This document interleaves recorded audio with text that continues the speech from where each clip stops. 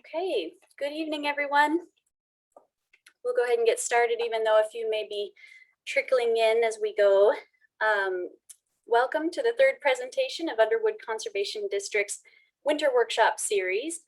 My name is Tova Tillinghast. I'm the Underwood Conservation District Manager. And again, thank you so much for taking the time to be with us here tonight.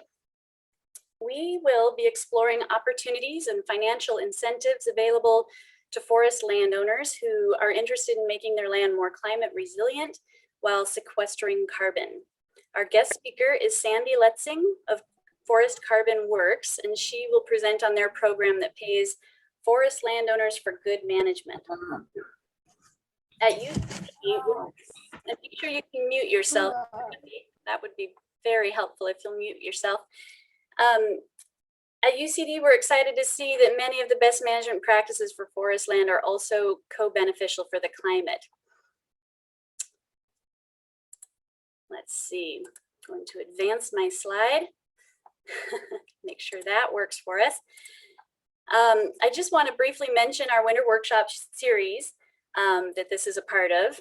In December, we learned about backyard conservation, and that included living with wildlife and how to participate in our brand new Yard by Yard program, which you can find on the UCD website. In January, we had a fascinating presentation about beavers and a dynamic discussion about how to live peacefully with beavers and support watershed health. We also look forward to a workshop in March about farmland succession planning, which is a critical step for any family managing acreage. Kate Delavan with the Office of Farmland Preservation will provide several resources for succession planning so that landowners and families can accomplish their future goals on the land despite generational transitions. So this project may pertain even to you if you're a forest landowner, and we invite you to register in advance, just like you did here. And all of our workshops are being recorded and will be available to view on our website under news and events. And we'll also have the slides assembled into a PDF slide deck for future reference. As always, you can hear the most recent news and updates from us by signing up for the UCD e-newsletter on our website.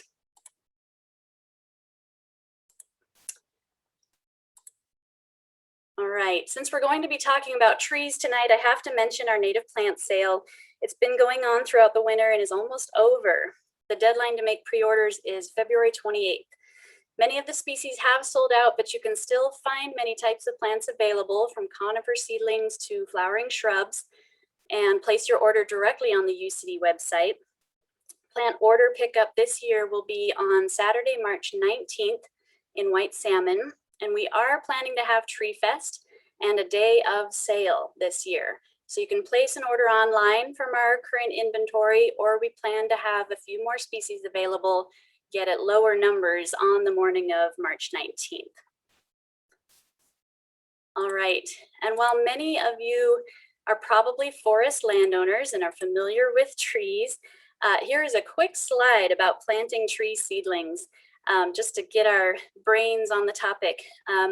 These are some of the tips that we share with our tree customers and folks that we meet with on a daily basis around our district. The seedlings from our sale are bare root and sometimes plugs, and about the size that you see here in the photo. And we can advise on the best species to plant for your location, since species selection is integral to having success with your planting. And while our sale is aimed at the spring planting season, another great time to plant is in the fall, when we know that precipitation and moisture is on its way. We always recommend mulching, browse protection, irrigation, if at all possible. And of course, these practices may not be feasible with larger acreages and hundreds or thousands of seedlings, but these practices can help increase your success. So there's many other tips and techniques that UCD can share about proper planting and site conditions and more. But I'll leave it at that, and feel free to follow up with us after this meeting if you're interested. So with that, I will turn to Jan Thomas. She's a resource specialist at UCD, and she will be our moderator tonight. She has a few logistics to describe as we get started. Yeah, thank you, Tova, and good evening, everyone. Apologize for no camera tonight and computer glitch, of course, but happy to be here with you and just wanted to run over the basics. I know we're all pretty familiar with Zoom and this type of format by now, but just a reminder to please keep yourself on mute throughout the presentation. I can mute you from my side, but you also have the ability to unmute yourself. So watch out for that and please stay muted while we have our presentation. If you'd like to raise your hand and use that hand feature to speak, we can call on you. I think that's going to be the best way to do our question and answer at the end. If folks can raise their hand and then I can just call on turn so that we don't end up talking over each other, that would be great.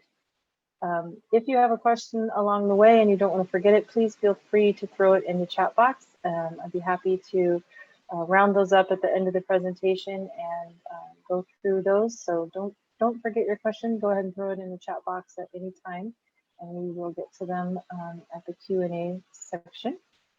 And lastly, if you're just having trouble with your computer audio, as we all know, Zoom sometimes just has a mind of its own. So you can always dial in using your telephone if that is giving you trouble on the computer audio. And as Tova mentioned, just a reminder that tonight's webinar is being recorded, and in the next week or so, you'll be able to find the recording on our website along with all of the presentation materials. So if you want to revisit it or share it with someone who couldn't be here tonight, you'll find it on the UCB website. Yeah, I think that is, oh, I just want to mention we have a couple of polls for you tonight as well. So you'll see the polls just pop right up on your screen and they'll disappear for you once you've clicked on your answer. Responses to the polls are anonymous, but I'll share the summary results with everybody after each of the polls. Yeah, if you're having any difficulties, feel free to put it in the chat and I'll be happy to troubleshoot those with you. But otherwise, I think we can get started. So back to you.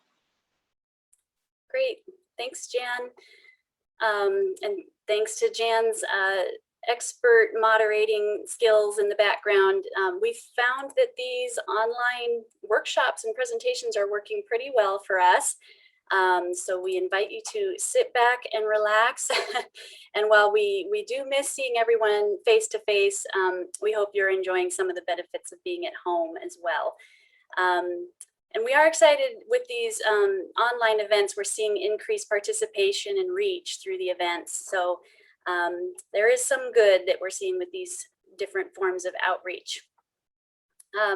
But since we can't meet and greet in person, we do have a quick poll just to get to know who the audience is here tonight, especially where you're located. If you live in the Columbia River Gorge region or beyond, Jan has a quick poll to share with you, and there's a few different questions for you to select your answer.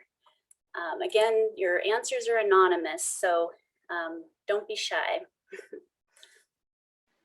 Yep, so you guys should see a poll up on your screen now. Just a couple of quick questions so we can know where you guys are coming from and what your knowledge and interests are for tonight. So just give folks a few seconds here to log their answers on this poll.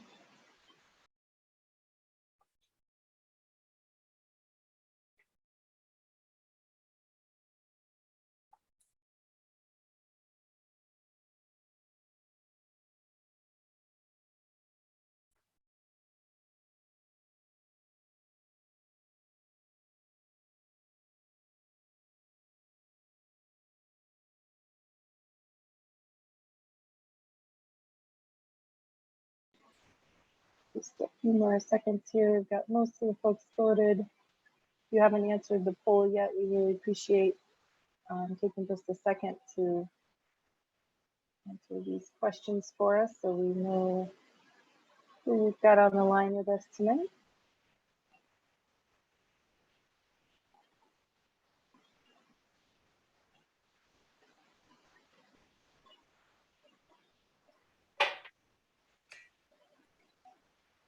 I think that's probably most of us there. So I'll go ahead and end the poll here. and share the results so everyone can see here. So looks like we've got a bit of a mix of folks, but about half of you are from Klickitat County and another 20% or so from Skamania County, and a handful of Hood River or other gorge and other. The majority of you are forest landowners or land managers, so about 80% of you are. And the majority of folks are dealing with about between 5 and 40 acres. So we do have some folks in that smaller acreage range and just a handful in the more than 100 acres or 50 or above. And then top priority concerns for forest management, and this is being able to choose more than one. So we've got some higher percentages here, but forest health is coming in at 75%, so a big concern for a lot of folks. Carbon sequestration, wildfire, habitat and biodiversity, and recreation are the next highest categories there. And the majority of you have heard of the carbon market. About 80% of you are familiar at some extent for that. So thank you very much for your participation there. And I will move that off for us. Okay. Thanks, Jan. Now just to introduce ourselves a little bit, many of you are familiar with UCD and I don't want to take up a lot of time for this, but if you haven't heard of us, we're your local conservation district in Skamania County and West Klickitat County. You can see our mission statement there is to engage landowners and land users throughout our district area in the voluntary conservation, enhancement, stewardship, and sustainable use of natural resources. And the areas of work that we have, the different programs are wide ranging. We do work with forest landowners on forest management questions and fire-wise concerns. If you have a water resource, we work with you on a variety of issues there, whether it's streamside vegetation or fish habitat. Maybe you have an invasive plant or an aquatic invasive plant even that you need to deal with. And we're happy to work with you on whatever the concerns are on your land. And give us a call. We can do technical assistance, site visits, and we can help find other resources and expertise if we don't have the answers for you. Our district area is rather large, 2,181 square miles to be exact, and most of it, a lot of it is on the Gifford-Pinchot National Forest and some state lands as well. So our focus is primarily with private landowners. So all of that acreage is not entirely our focus, but we do work primarily with the private landowners along the Columbia River and up the main drainages. So you can see that map here. I've listed a couple other forestry related partners that we work with, including Department of Natural Resources and the Mount Adams Resource Stewards. They're key partners in our forests along this area, and this next slide just lists a few of the resources that we can provide. At UCD, we can provide home hazard assessments and site visits to help you determine your wildfire risk and prioritize where to reduce fuels and provide better defensible space. We have had a mobile chipping service over the years that comes and goes based on our funding. We don't always have consistent funding because we're primarily grant funded, but we have been able to provide chipping services and other project support as well. We as a staff are just unrolling a new woodland assessment that we're going to be providing, which is kind of considered a forest plan light. It's not a fully fledged forest management plan, but a small woodland assessment is something we'll offer here soon in terms of just providing standard recommendations around your forest management. So that's a newer service coming out very soon. And other general natural resource technical assistance, as was mentioned in the previous slide. And I also already mentioned our annual tree sale, and coinciding with the tree distribution that we do on March 19th will be Tree Fest. So it's our big event that we haven't had over the last couple of years and that we do plan to revive this year. So stay tuned for more news about that coming March 19th. And then we've got folks with DNR that we work with, and some of you are already very familiar with them. Their service foresters can do site visits. They can coach and support you in your forest management planning. And they also have their forestry cost share program. And so that's a great resource if you are looking to do some work on your land. And then MARS stands for Mount Adams Resource Stewards, and they're primarily based out of Glenwood. And they do a variety of different types of forestry work. And they also have a stewardship crew that's available for projects. So if you're needing to get some of that work done and can't do it all yourself, they're a great resource for that. There's other groups, the Washington Farm Forestry Association. There's a local chapter here, and if you want to make a connection with them, we can help connect you.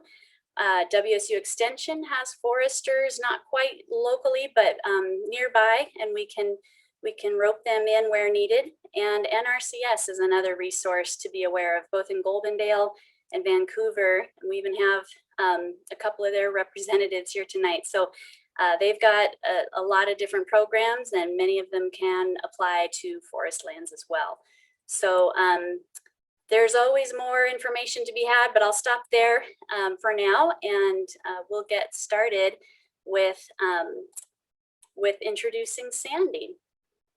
So our main speaker tonight is Sandy Letzing, and she has a master's degree in resource management from Oregon State University, and has extensive experience working for and with tribal, state, and federal agencies to enact natural resource landscape scale projects. Her focus has been on forest health and wildfire resilience, as well as water quality initiatives in Washington, Oregon, and Idaho. She is the Pacific Northwest Forester for Forest Carbon Works and is based in Carlton, Oregon. So with that, we will hand the baton off to you now, Sandy. Great, thank you. So first I want to get this set up and make sure everyone can hear and see me okay. So can everybody see that full screen? And Tova, can you hear me okay? Yes, I see your Okay. Yes. Just want to make sure it's full screen. Sometimes I have it on like half screen. And, great. Well, thanks so much for having me tonight, guys. I'm a big fan of conservation district events and extension events. I'm a master gardener and I'm a property owner, so I find myself here a lot learning about land management, and I really appreciate all the services that conservation districts provide. So my name is Sandy again. I'm the Pacific Northwest Forester for Forest Carbon Works. And my role really is helping the smallest forest landowners in the nation develop carbon sequestration and storage projects within their forests. So previous to my current job, I was actually a stewardship forester for a conservation district in central Washington, Cascadia City, actually. I was based out of Wenatchee, Washington. And that's actually how I was introduced to Forest Carbon Works. So it was the only company at the time that I could connect small landowners to the carbon market. And I'm still excited to connect landowners to this new tool for them to use, and also to continue with forest health and management practices, and of course, overall land stewardship practices at Forest Carbon Works. So just a little quick background, we're a public benefit company. Our primary objective is working again with private small landowners. We provide full project development services for forest carbon offset projects. So the main goal is to distill really the complex processes that are required to develop a carbon project into a really simple service. So it allows easy access for all landowners across the US. So right now, we currently have the smallest registered carbon project in the nation at 52 acres. And I know a lot of you guys have smaller projects than that, but we'll talk about that tonight, what the options are for even smaller project landowners in that. We really love forests. We like working with landowners. We love to give landowners the tools to manage their land in really ecologically friendly ways while addressing climate change. So I kind of wanted to take a little bit of a deep dive into carbon today, give you guys a good background. A lot of people have heard about it, but they don't understand what it is. So we're going to talk about a little bit in the context of climate change, the opportunities that we have here in the Northwest for carbon projects, some of the basics of the market, some of the barriers that face small landowners to enter the market. And I think the best way to, and hopefully we'll have lots of time for questions at the end, because I think sometimes that's the best way to get to know an organization and some of the stuff that I'll talk about tonight as well. So, I mean, I hate to start with a slide like this. The bottom one's actually taken when I was in Leavenworth. But so what does climate change look like? And I think we all know now how it can impact everyone. So the 2020 fires in Oregon, prolonged droughts that we've been having, that we continue to have. I think all of us went through that heat dome we had last summer, where it was 116, 17 degrees. So we know what that looks like in the Northwest now. And you may have heard or read about some of the reports that have come out about the state of our climate and some of the events that we've experienced, especially associated with the mega fires that we've had and the bootleg fire that we had last summer that actually burned through 2 of our projects that we had down there. So the red line that you see up here is, you know, worst case scenario, business as usual, while this green line down here represents, you know, a safe future for us and our children. And this can only be done for very significant emissions reductions. So how to do this, right? So as private citizens, there's a lot of things we can do. We can change the way we travel, hybrids, electric cars.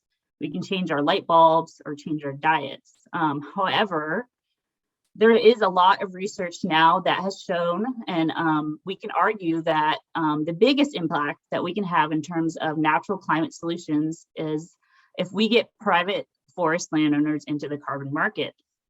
So these are all the impact that climate mitigation, natural resource, these are natural resource solutions for climate mitigation. And up here at the top, it might be hard to see, it's kind of a blurry side, but we have reforestation and then natural forest management. And those can have really profound impacts to our climate. So again, those top 3 categories are all about forests. So the top things we can do are keep forests as forests, so avoid conversion, right? So we don't subdivide and create subdivisions or turn it into Walmarts.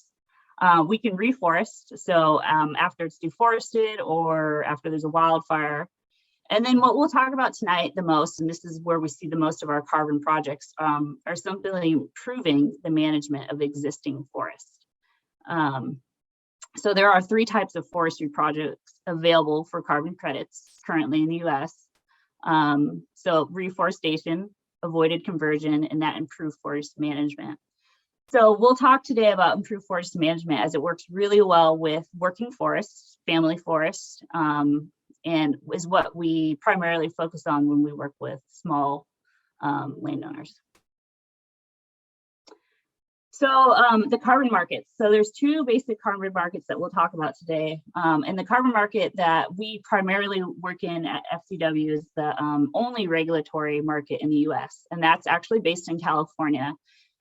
However, Washington just voted to join the cap and trade market, so they'll be joining in 2023, and it sounds like Oregon will not be super far behind.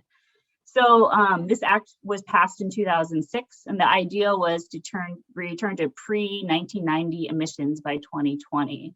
So what they did was they set a cap on total emissions in the states, and then every year there's a 2% decline in emissions, so that cap goes down by 2% every year, and that's across the biggest polluters. So think like Ford, so big industry, Ford, Amazon, BP, so think of the big polluters. So in order to achieve that, the cap and trade basically was created and went live in 2012. So the idea is that every year there's a 2% overall decline in emissions, but there's a little bit of wiggle room within that, where these companies could buy up to 4% of their total emissions in the form of offset credits. So these offset credits can be purchased, and then they have to go towards a certified carbon storing project. So at FCW, we certify these forestry carbon offset projects. So for example, let's say a steel mill has to reduce its emissions to meet that cap. But the financing and infrastructure that needs to fall into place is a few years behind, right? That cap that's coming up every year. So instead, they could mitigate by buying these offsets. Then again, the next year, they would have another 2% decline. So really the idea is it just gives these companies a little wiggle room while both their technology and their hardware and the ability for them to catch up with these cap goals comes into place. So if they had to reduce, say, 100 tons of carbon total, they can only buy 4% or 4 tons of carbon in the form of offsets. So the other 96% would need to be met with a physical reduction in emissions. So it's really only a small percentage. So FCW participates in this compliance market. It's regulated by law. There's a lot of strict requirements on the type of projects allowed and the certification of credits. There's a lot of rigorous methodologies for analyzing the amount of carbon that's stored within these projects. A third party must verify the amount of carbon that we say is in there before we're allowed to sell them. And in the end, however, this really creates credits that are really high quality and they're worth a lot. So they're actually worth about 5 times as much as what you might find in the voluntary market. The last thing about the compliance market is that it's built around the idea of permanence or actually making a difference in the climate. So the projects must last 100+ years. So that's the goal of locking up the carbon out of the atmosphere for that length of time. So it makes an actual difference in the climate. And so you may have heard a lot about the voluntary market. It's really popular now. So a lot of large companies, Microsoft, Pepsi, and most airlines have pledged to go carbon neutral. It's not regulated by law. And therefore, it's a little bit of less rigorous certification for the credits. Projects can be shorter, so they can be 20 to 40 years. And they're worth less than in the compliance market. Usually, I think right now, in the voluntary market, carbon's worth about $4 or $5 per ton, whereas in the compliance market, it's worth about $15 a ton. That said, sometimes the voluntary market makes sense for landowners and sometimes the compliance market does. And so we can talk a little bit more about that later on. The majority of our projects, however, are in the compliance market right now. So out of the cap and trade, just kind of a recap of what we talked about, because I know it's kind of confusing. So we have this new tool to offer landowners, right? These offset carbon credits. And while this market is in California, these carbon credits can be produced anywhere in the nation. So you basically have credit money flowing out of California into the rest of the US. So again, you know, these companies in California are required to lower their emissions every year to meet these caps. And again, part of that cap is about 4% can be bought in the form of offsets. So Washington hasn't voted on exactly how they're going to do their cap and trade market, but it sounds like they might vote to just join California. So it might be very similar to this. So now the idea is that if landowners are interested in growing their forests and sequestering carbon, they can be paid to do so, as long as they can get their projects certified. So that's what we'll be talking about. So again, one credit is 1 metric ton of CO2, and today that is worth about $15.90. That's up about $1 in the last month, so it's definitely you know, growing leaps and bounds. Just to give you guys an idea about what a ton of carbon looks like in the Northwest, so that's on the west side though, we average about 90 to 130 carbons per ton per acre. So the potential in the US is really quite large. So we have really productive landscapes. About a third of the US is covered in forests, and many of these are really highly productive. The ones highlighted in blue are ones that are some of the most productive in the US. Within the US, Americans' forests sequester about 900 million tons of carbon a year. So that's about 15% of total US annual emissions. The potential for carbon storage is particularly high in the Northeast, the Southeast, and of course the Pacific Northwest, where we have these really wet, mild conditions, and it allows for quick growth of really large trees. So traditionally, however, some of these landowners with less than, I would say, 5,000 acres have been prohibited from participating in the carbon offset market. It's been really expensive to do the project development, and it's complicated and confusing. And that's kind of where we started seeing some of these carbon project development companies like Forest Carbon Works. So this graph shows the mean annual carbon sequestration in forests from 2010 to 2017. On the far left, it's the total CO2 emissions from fossil fuels in 2016, and then the percentage of CO2 emissions offset by forest carbon sequestration for the 11 continuous Western states on a whole on the right. So you can see Oregon's highlighted and Washington's highlighted because we have such a large potential to sequester carbon.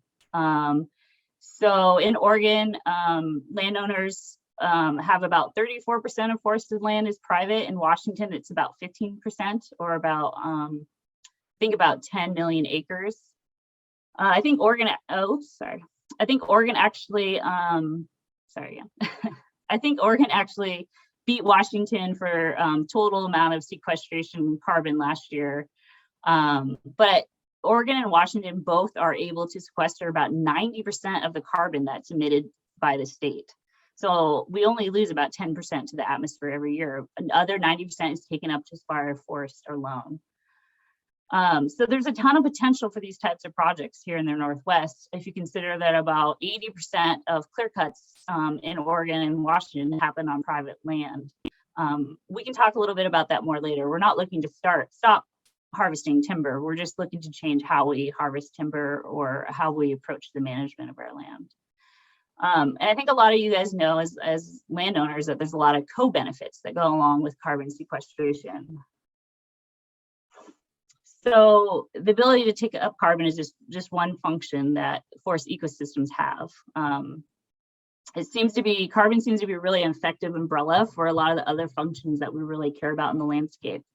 So we have these intact forests really provide flood resiliency, something that we know about here in the Northwest. So they regulate our hydrology, they impact local temperature, they tend to moderate it.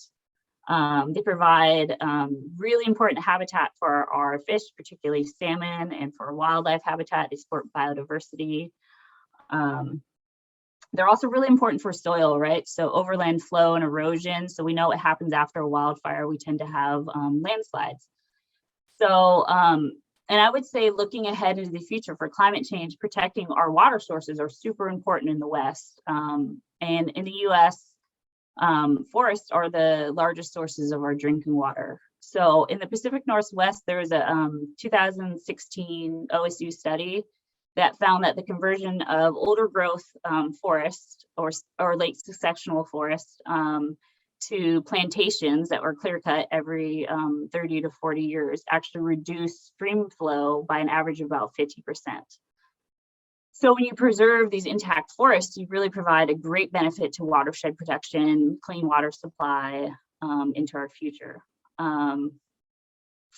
So forest resilience and adaptive capacity really increases with increasing plant species richness and diversity.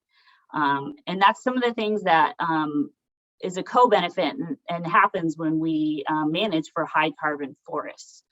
So it tends to provide a buffer against potential ecosystem transformation that will come and is here with climate change as well. So before getting into how these carbon projects work, it's important to understand where carbon is stored in the forest. So what's important to take away from this slide is that carbon is found in multiple areas or pools within the forest. The amount of carbon present in each pool changes over time due to multiple factors like age, species, disturbance, time. But carbon projects, we quantify or measure the amount of carbon stored in 3 of these pools: the living above ground pool, the living below ground, the root system, and then the dead wood pools, so standing snags. So this is referred to as carbon storage. Carbon sequestration is actually pulling carbon out of the atmosphere and depositing it into these pools through photosynthesis. So the leaves' ability to take carbon dioxide and store it in carbon in the trunks and the limbs of the trees. So on average, you find about a half of the carbon stored above ground and about half below in the roots in the soil around the tree. So as forests age or develop, sequestration and storage kind of change over time, depending on what stage the forest is at. So when you have a really young forest, there's a really high rate of photosynthesis and growth rates. You have a lot of vigorous competition, right? So they're really trying to pull in as much energy as they can to outcompete their neighbor. And this is where you see kind of this max sequestration rate, the max amount from pulling from the atmosphere. Until they get old and large enough for the forest canopy to kind of close, and it tends to slow the growth, right? So it's reduced light, so they tend to slow down and they're mature at this point. So once that canopy closes in the red here, carbon's still sequestered, it's pulled in from the atmosphere. It tends to slow though at this point. And at this point, these mature forests have a greater amount of carbon storage. So there is more carbon actually stored in the biomass. So in the roots, the trunks, the deadwood pools. At this point, they tend to transition to really these more structurally complex multi-age forests, which tend to balance sequestration and storage. So that's really ideal for a carbon project where you have some of these older trees that are storing while you have some of these younger trees, right? And this can kind of happen naturally, right? When you have windfall or fire, or if you do mechanical thinning, that'll allow these younger trees to come in and then allow for growth, sequestration, and structural complexity. So that's really ideal when we're looking at carbon projects. So another way to think about it is that older trees have more mass. Even if sequestration rate is less, you have a greater amount of carbon storage overall just because of the mass and the weight of the trees. So just again, a little bit about this company, Forest Carbon Works. Again, we're a public benefit company. Our mission is people, profit, and the planet. We were developed over a decade ago, actually doing both international projects as well as national projects. And just 5 years ago, became Forest Carbon Works with the focus on the United States and with private landowners within the United States. And, you know, our work is pretty significant when you recognize that about 40% of forest ownership in the US is small family forest. Again, about 80% of harvested timber in Oregon and Washington is on private land. And that's, you know, about 66% of private forests in Washington is between 20 acres and about 1,000 acres. And that's really kind of the sweet spot for projects right now for carbon projects. So how do these projects work? So carbon projects are the quantified accrual of carbon in a forest over time. So we measure both the carbon storage, what I talked about, and also the rate of sequestration. So this determines the amount of forest carbon offsets, or the credits, that then can be sold on the carbon market. So we have to use approved methodology to measure that. And again, we measure both the carbon stored and sequestered. So how we measure that is similar to a timber cruise, but we're just looking at a few different things. But specifically, we're looking at species, DBH, you know, the soil to determine, you know, how fast a forest is going to grow and the type of forest that's there. The majority of our projects at FCW are that improved forest management, which is really usually the project that small forest landowners go into. It means that basically the forested area that the landowner owns is storing more carbon than business as usual or baseline forest management scenario. So what we're looking at is to see if your forest stores more than the forest in that area around you. So how we do that is we look at federal data about an average forest in the area, and then we look at harvest practices for that area. We submit that documentation to the state of California to show this is like a business as usual practice. Anything above that is that carbon credits. That's what we actually call additionality. And the idea is that we can prove that the additionality or that amount of carbon is there, and it might not be there were it not for this project. So we're basically paying landowners to change how they manage their forests so that they harvest less, or they do less intensive harvest, or they do best management practice in their forest to keep it healthy and prevent it from burning down. So within compliance projects, a landowner can elect to receive credits for 25 up to 75 years, and that is a per acre per year payment. So every year you're getting paid for the amount of acres that you have enrolled in the project for up to 75 years. And there is a monitoring period after that where they just don't want you to totally clear cut, but there's a lot of flexibility, and I'll go over that within a moment. So just to kind of, again, go over how these project works, this image kind of demonstrates how this project works over the duration of the project timeline. So this gray dotted line on the bottom kind of shows that business as usual I was talking about, right? So that's your baseline. So this is what might be happening in the forest around you. Every 40 years, your neighbors have dug fir plantations and they're harvesting them about every 40 years. The green line on top depicts the project and the carbon stocking over time. So the landowner elects to start a carbon project, so they're going to defer their harvest for a number of years before they get above the baseline, and then they'll start doing smaller harvests up here. So anything in between that is the amount of additionality that the project creates, and that translates to carbon offset credits that can then be sold on the market for as long as the landowner elects to continue the project. And again, that's up to 75 years. So you're probably wondering what it might look like for a small woodland owner. Well, it is really compatible for a lot of management schemes that may or may not include harvest. So this graph shows carbon storage achieved through different forest management regimes. It also includes the carbon stored in wood products, if that is a part of the harvest plan. So on the very left here, we have a clear-cut high, and this also includes the light line. This is the carbon stored in the wood products that you would get. So part of the goals of a forest carbon storage project is to store carbon. And again, if you are above that baseline, then you're making credits.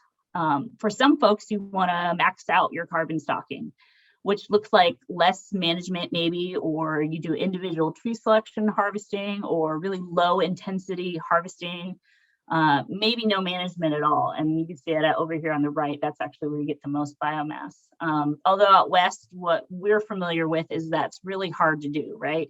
Unless you have an old growth or a native restored forest, you tend to get really overstocked monoculture stands that are prone to pest and disease and fire. And that's a whole nother lecture that I can probably go into, but that can be kind of difficult to pay off or to pull off. But there's a lot in between that can be done in terms of how often you harvest, or the types of harvesting you're doing, or if you're only doing like pre-commercial thinning or thinning to take out dead wood. So there's a lot of different projects that can fall within these carbon projects, and you can see that they all store carbon. It just depends, again, on what's going on in the forest around you to determine your additionality and your goals as a landowner. So best management practices for carbon storage are generally the same as for best management practices for forest health and biodiversity. So the idea is you want uneven age stands, so different ages, longer entries or rotations if you are harvesting, so less frequent harvesting. And then if you are taking out trees, it's just low intensity, right? So individual tree selection. And I'll note that all projects are really different. It just depends on your location, the history of the forest, the stocking. But in general, just, larger acreages tend to have more flexibility with harvesting, and then again, staying above that baseline. So, just kind of recap on compliance credits. They tend to be considered really high quality in the world of carbon for a number of reasons, but really the big one is that permanence, right? It's a long-term commitment to forest conservation, and then also sustainable forest management. There's a lot of co-benefits that we talked about. So water quality, wildlife habitat, recreation, and a lot of even local work opportunities provided by these types of projects. So they have really high value. And then integrity. So these projects are guaranteed and they have to follow law, right? So they have really rigorous methodologies, reporting, and analysis behind these credits. So there have been barriers to market access, and these are just starting to get kind of resolved, and that's why probably a lot of you guys have been hearing a lot about carbon, because people have finally figured out how to get small landowners to this market. So like I said, prior to probably 5 years ago, these projects really have been prohibitive to landowners owning less than 10,000 acres, because there's a lot of cost to inventory, development, verification, and the protocols. So traditional timber cruises can be really expensive, but now in terms of inventory, there's new technology. What we use is basically similar to a smartphone app that helps us complete these initial inventories that really reduce the time and cost intensity of inventory. The development of the project is really expertise intensive. So the modeling of carbon involves really complex methodology and specialized knowledge, so that you have to have staff that have the ability to and are well versed in doing these, so they can efficiently analyze these projects. And so some of these, including ourselves, carbon companies have been able to train these staff to be able to do these methodology and modeling of carbon. And finally, the last thing is that verification. So again, to have that third-party auditor out there, it's very rigorous, it's pretty expensive. And it can be kind of confusing if the landowner is trying to do this themselves, to navigate all these things in order to be able to offer credits and sell these credits on the market. Since we do these projects often, we know how to navigate it and to do it. We also tend to bundle projects and regions together. That way we can develop them all at the same time and reduce all of these costs at the same time. So FCW, Forest Department Works, we try to keep the process easy for landowners, and just to be unbiased, a lot of other carbon development companies have the same process where you apply online, you enter in all your property information. We send a real person out using that smartphone app to do the initial carbon cruise. We use that to then determine an offer. We sit down with you and we say, hey, so it looks like you have this much carbon on your property. This is how much we can offer you per acre per year.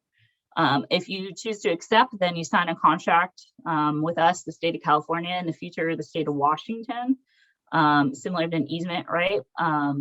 Where then, but as the developer, we take care of then the entire process. So you don't ever have to do the paperwork involved. And also it keeps the project in the market for the lifetime.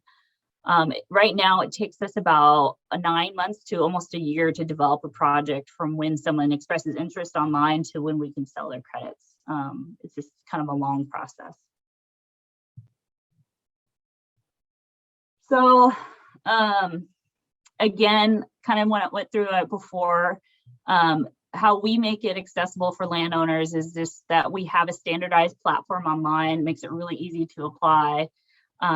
We have that reduced inventory costs when we do the initial cruise, and our development verification costs tend to be bundled together. So we're able to spread fixed cost out over multiple projects within a region. And we also just remove the complexity for the landowners. So we do all the kind of the heavy lifting, which can be really confusing. We have, again, all the guys on staff that are following the methodologies to analyze the amount of carbon. At the end of the day is you receive a price per acre per year.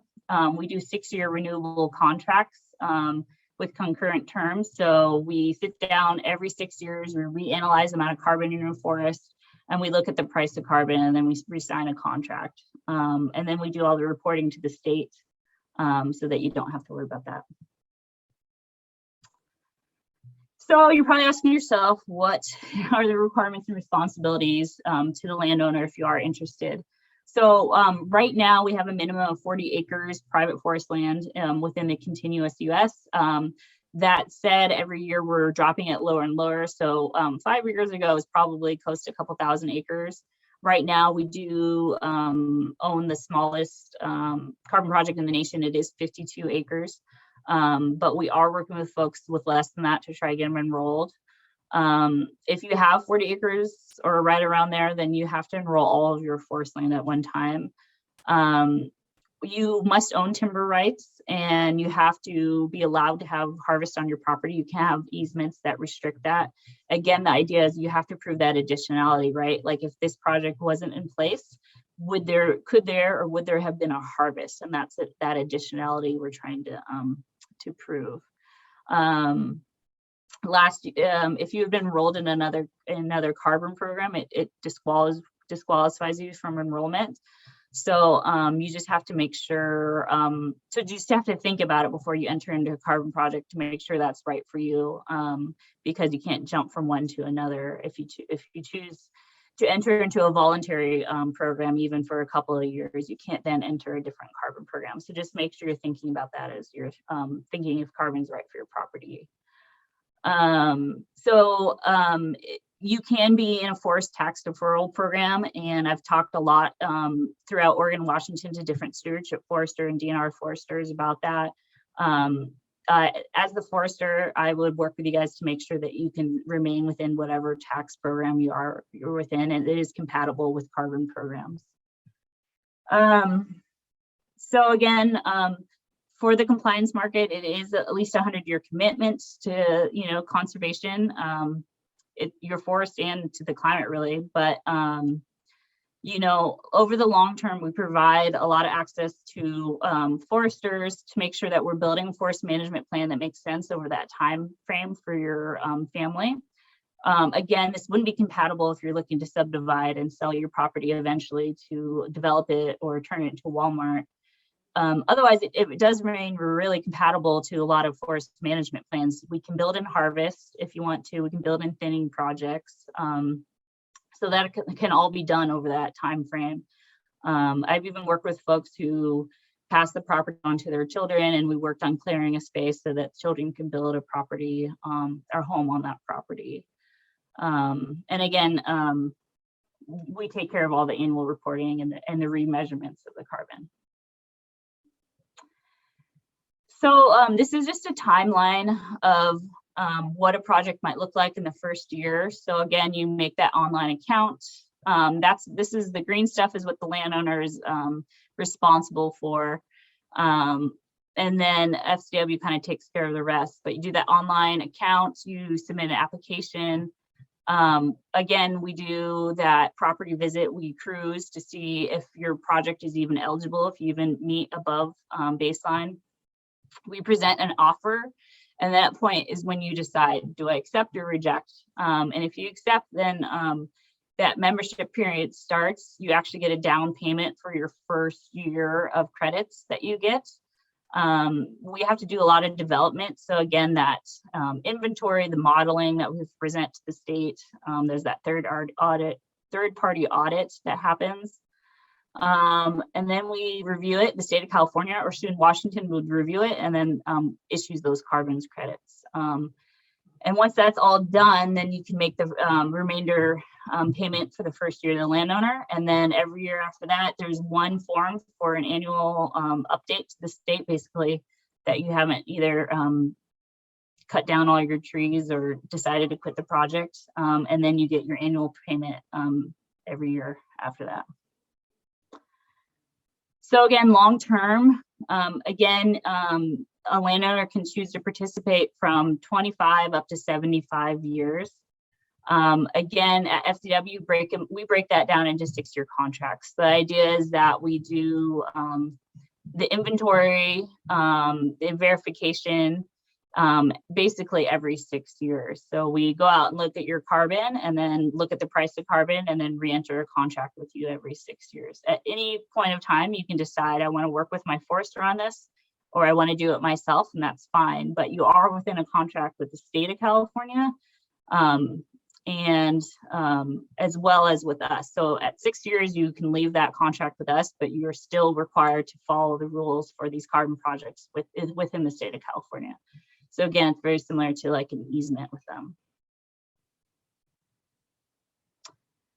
So we are currently working throughout the US. Really the focus though is in that Pacific Northwest, the Northeast, Mid-Atlantic.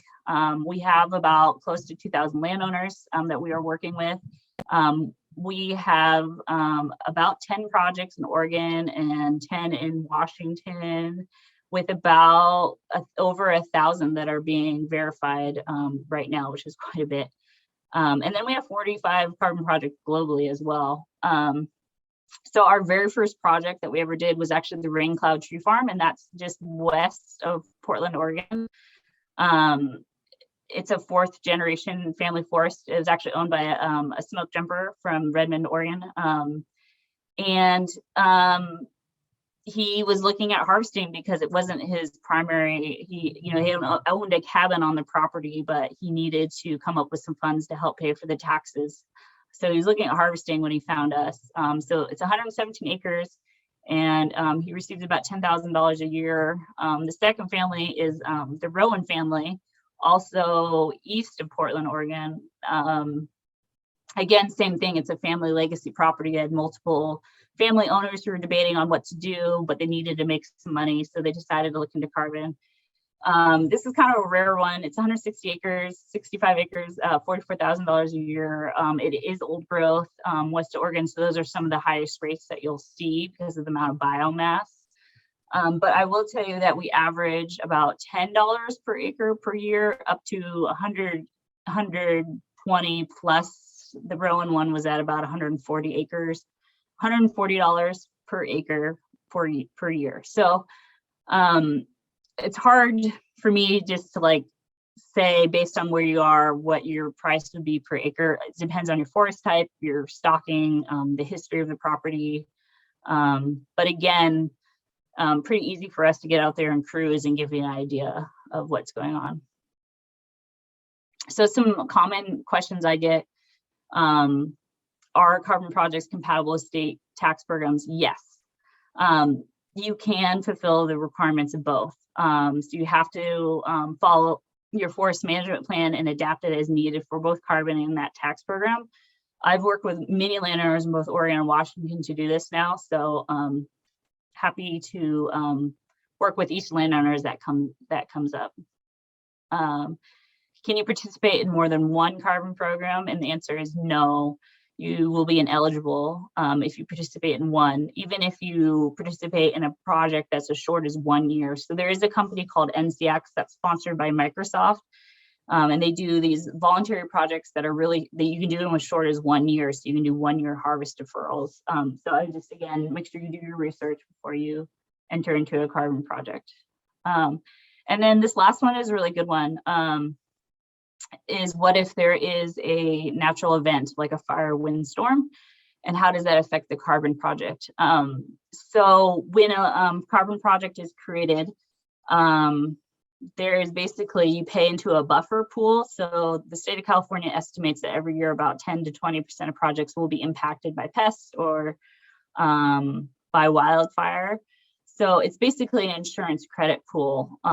So the idea is that if you are within a project with us and your project burns down completely, we'll pay out the remainder of your credits for that 6-year contract, and then you are actually going to be released from the project. If only a portion of your project burns down, what we would do is pay out the remainder of your credits, re-inventory the property, and then see there might be a decline in inventory in carbon credits because of the lost carbon from the fire. That said, and we can do that in Q&A in the end, there are new carbon programs that are able to help pay for reforestation after a fire or afforestation.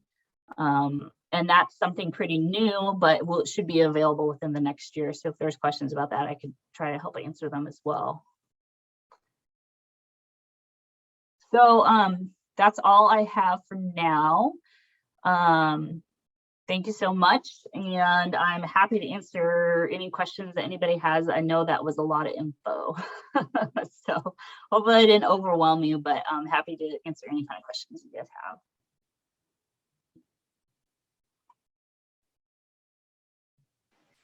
Yeah, thank you very much, Sandy. Appreciate that. I do have a couple of questions here in the chat. The first two are kind of related. So are there any carbon markets for smaller than 40-acre parcels? Kind of a follow-up to that is, I wonder if small landowners can come together to enroll a total of 40 acres.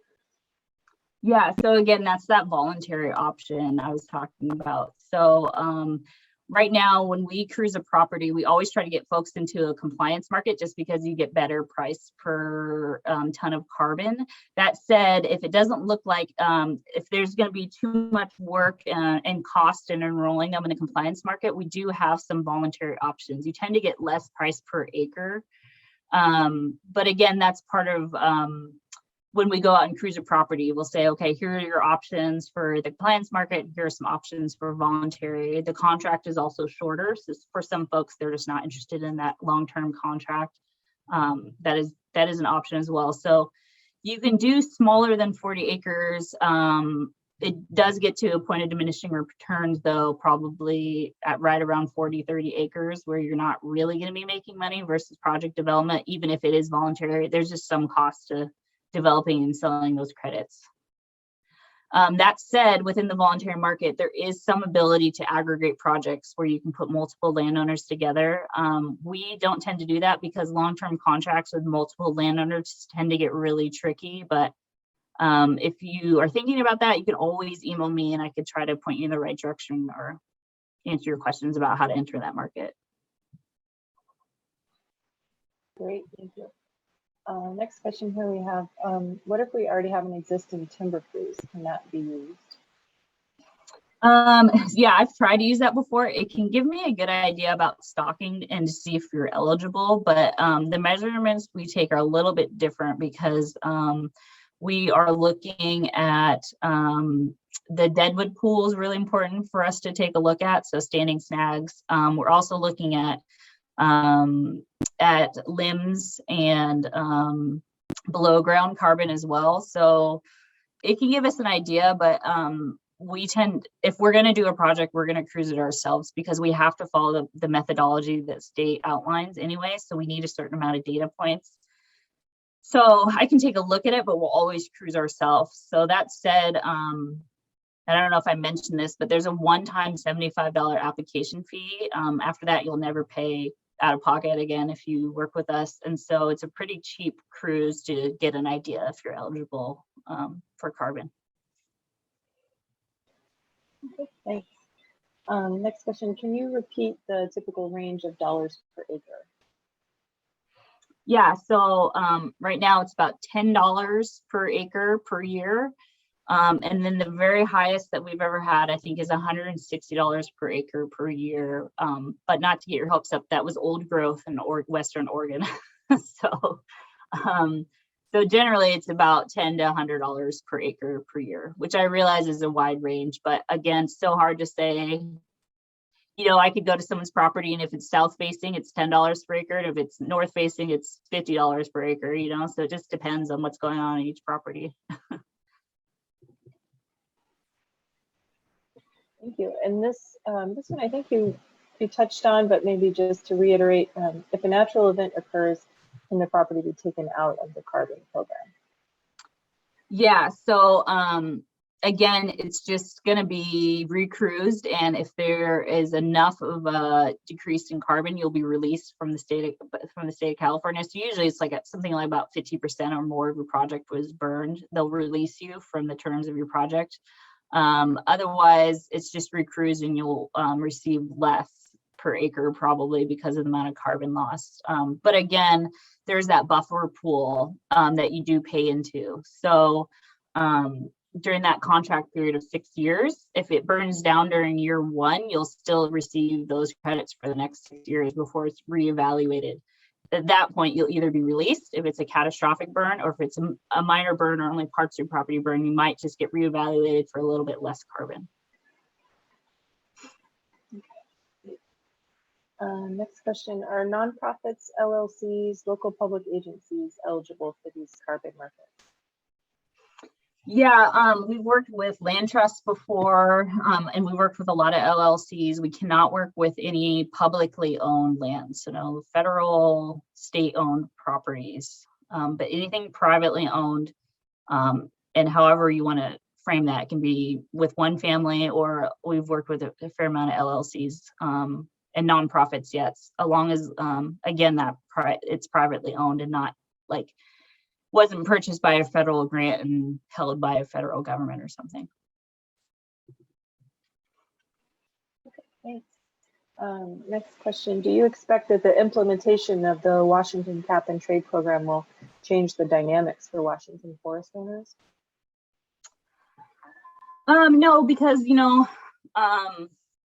right now it's all volunteer, it's up to the private landowner to enter into this carbon market. And so I know that like DNR is developing a lot of programs that you might see that are similar to some of these cost share thinning. They're developing like climate smart and carbon smart forestry programs that they might incentivize in the coming years. But again, as private property owners, that's entirely up to the landowner to participate in or not. Okay. Do you anticipate that the rate paid per acre will increase over time? Yeah, so over the last 5 years, the price per ton of carbon has gone up from $5 to $15, and I think it's projected to be up to 25 by 2025. These are all projections, so it's supply and demand. But as more players enter the market, there will be more credits that are looking to be sold. So we are anticipating that the price of carbon will continue to go up, and that will increase the amount per acre that the landowner receives. Great. Next question, can you explain again how you establish the regional baseline that determines the enrolled landowner's additionality? Yeah, so we take U.S. Forest Service data that they have plots all over the United States. And so if the project is in Portland, we'll kind of look at these plots in like a 50-mile radius around Portland to kind of see what the average forest looks like in that area. And that's so that's an average forest. And then what we'll do is take a look at harvest happening in that area to get an idea of average amount of timber coming out of that area, so we can get an idea about how often and how much people are harvesting their forests, and that's kind of your baseline.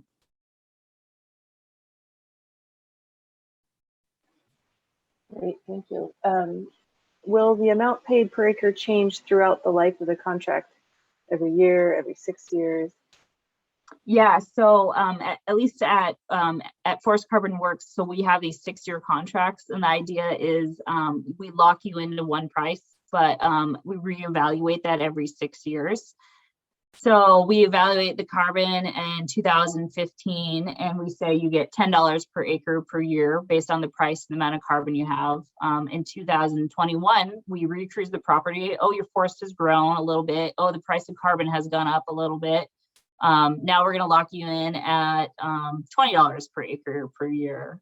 So again, there's a little bit of risk happening on both sides. The price of carbon could go down. There could be a fire on your property. So we're taking on a little bit of risk, and you're taking on a little bit of risk as well, if that makes sense. If the price went through the roof, you would be locked into that rate until that 6 years is up, and then we'd reevaluate.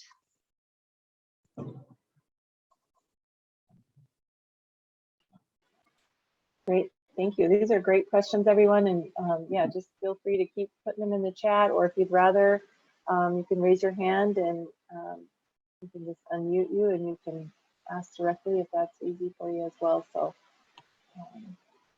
yeah, any more questions here? We had a big thank you, great presentation in there. There's a lot of information, like you said.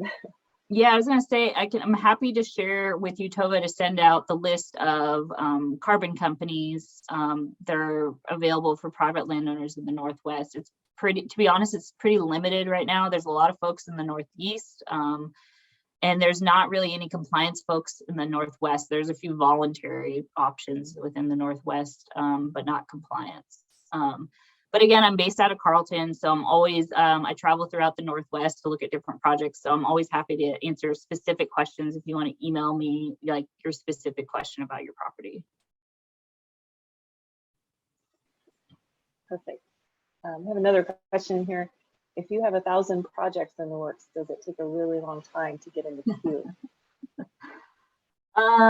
No, I mean, that's kind of like what I was talking about is our program efficiencies. So we have a lot of cruisers. We have hundreds of cruisers across the US. So project comes in, we have like a membership specialist that'll look at the application. They say, this looks great. They'll ping a cruiser that's in that area and ask them to go do a quick cruise.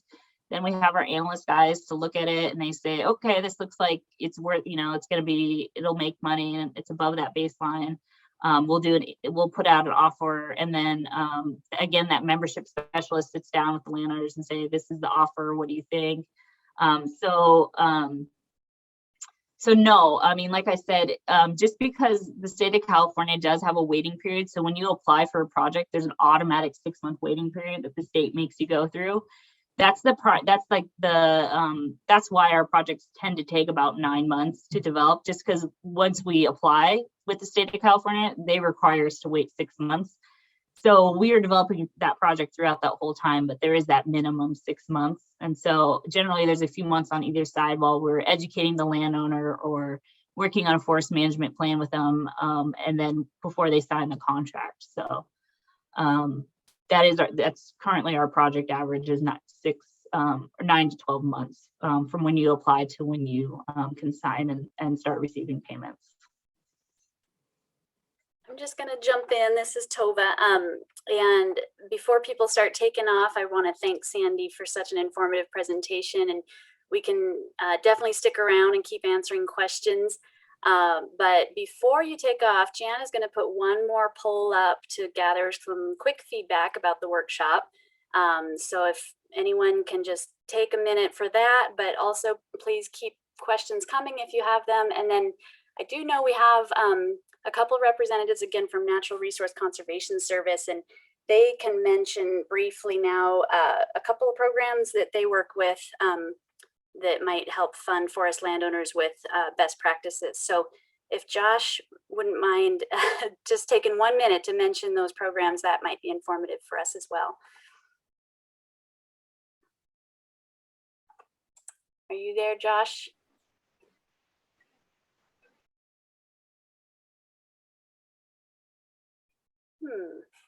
Maybe not. I don't hear him. Hey, yeah, sorry, my computer just kind of glitched out there for a second. Are you looking for Josh Hemsel, I assume? Yeah, thank you. Go ahead. Sorry.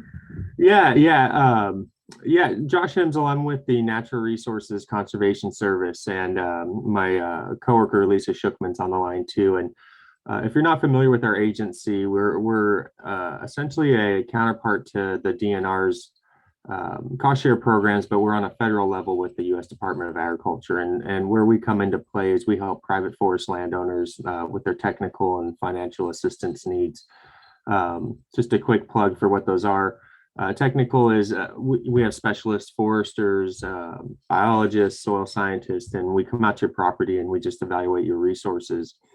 And from there, we'll identify resource concerns, and depending on what you have going on, we can also offer, we have programs that offer cost share assistance that can offset some of those activities. Just really depends on what you have on your property.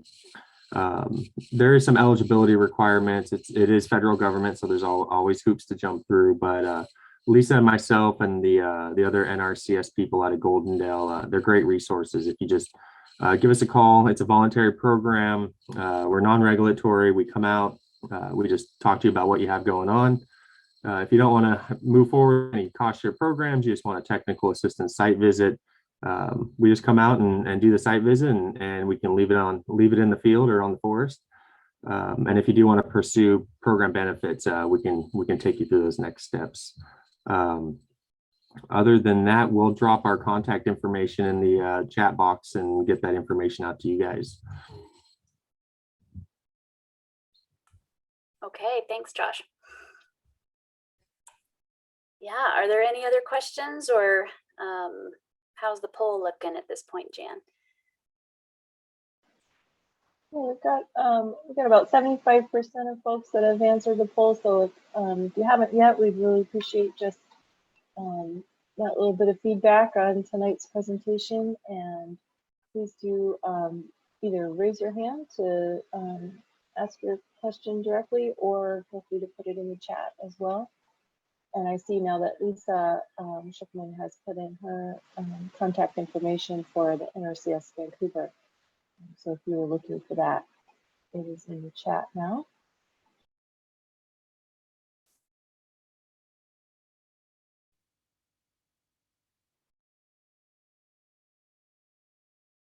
Okay.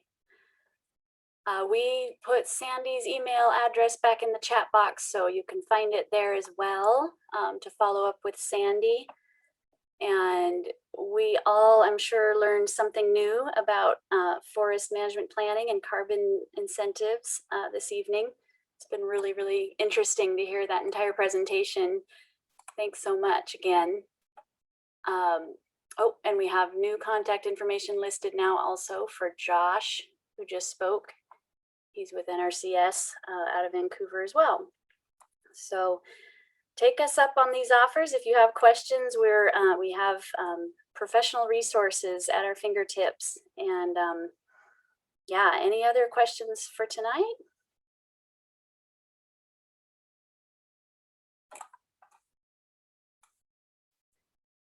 All right, I'm not hearing any at the moment. I don't want to cut it off too soon.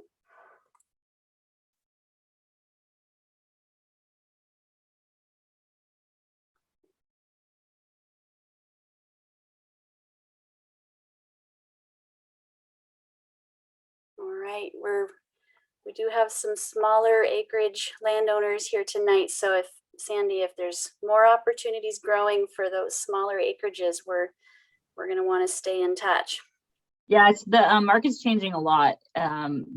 So always feel free to email me and I can put you in my Rolodex. And if something changes, I can let you know what's available. Great. All right, well, if there are follow-up questions, please reach out to us. Again, we at the Underwood Conservation District can get you in touch with Sandy or any of the other resources we've talked about. We'll have these slides available and even the recording of this presentation posted on our webpage soon. So keep checking back with our news and events page on our website. And feel free to share it with others if you know other landowners in the neighborhood that might benefit from hearing about this program. So with that, we thank you again for joining us, and we hope to see you soon at one of our next events. And until then, stay well, everyone. Good night. Thank you.